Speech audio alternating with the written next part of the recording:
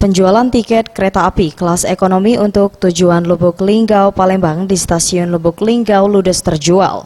Bahkan penjualan tiket kereta api sudah habis hingga H+13 Lebaran.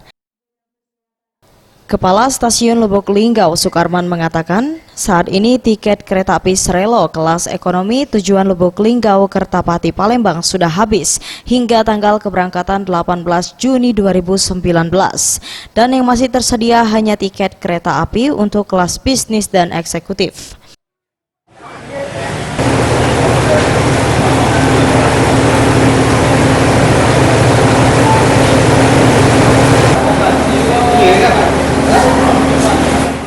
Pihak stasiun Lubuk Linggau memastikan akan ada gerbong ekstra atau gerbong tambahan untuk kereta ekonomi jika antusias warga selama arus mudik Lebaran 2019 sangat tinggi.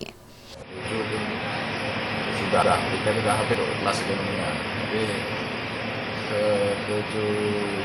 minggu sebelum Lebaran ya, itu tiket untuk kelas ekonomi sudah habis, bahkan sampai tanggal 13 plus setelah Lebaran untuk tiket ekonomi sudah habis.